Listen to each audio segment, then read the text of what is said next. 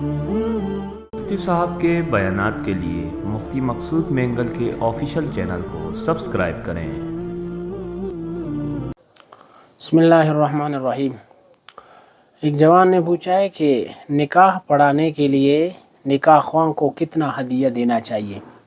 یہ بہت اہم اور خاص سوال ہے۔ آج کل چونکہ ہمارے معاشرے اور سوسائٹی میں ایک رواج بن چکا ہے، یا سمجھیں آپ اس کو، تو کرتے ہیں کیا ہے، جب نکاح خواں نکاح پڑھاتا ہے تو اس کے بعد پوچھتے ہیں جی مولوی صاحب آپ کے کتنے ہو گئے؟ کمال کی بات ہے، یہ تو خوش دلی سے آپ کو دینا چاہیے اور دل کھول کر دینا چاہیے۔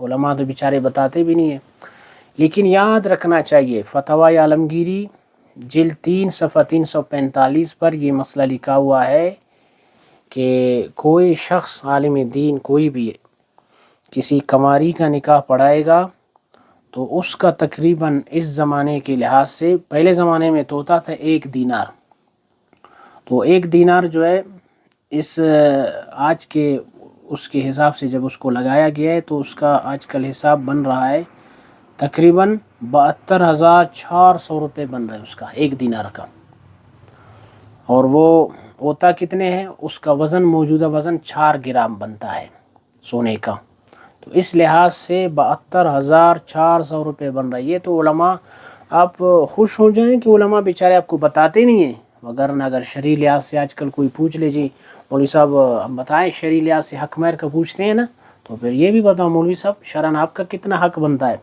یہ تو کوئی مائی کلال مشکل ہے ہمت کر سکے، کسی میں اتنی ہمت نہیں ہوگی کہ وہ آپ سے پوچھ سکے۔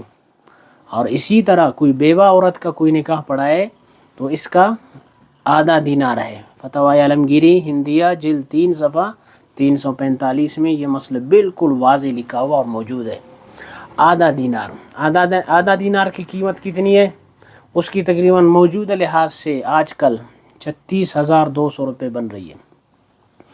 تو پھر تو لوگ گھبرا جائیں گے جی مولویوں کی تو نکاح کی صرف فیس اتنی بنتی ہے، تو اس لیے شکر کریں علماء اکرام کے، بہت بڑے بڑے احسانات اس قوم پر ہیں۔ قوم کو ان کی قدر اور مقام کو جاننا چاہیے کہ واقعی علماء کا کیا مقام اور کیا قدر ہے، کہ جو اتنی قربانیاں دے کر اور پیسے کی آج کل ڈیمانڈ بھی نہیں کرتے ہیں بیچارے، تو یہ تو بہت بڑی قربانی کی بات ہے۔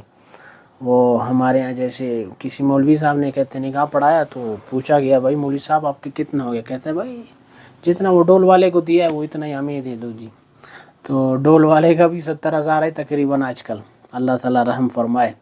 بہرحال یہ ہے، یہ شریعت کا حکم ہے۔ مفتیوں نے تقریباً فتاوی عالمگیری کو لکھنے والے تقریباً عالمگیر بادشاہ کے زمانے میں 500 جید علماء نے یہ کتاب لکھی ہے۔ ہم تو دین کے ایک طالب علم ہیں، وہ بڑے بڑے علماء نے ان کو، بڑے بڑے مفتیان اکرام نے وہ کتاب لکھی ہے فتاوی ہندیہ، تو اس لیے ان کا خوب اکرام کرنا چاہیے۔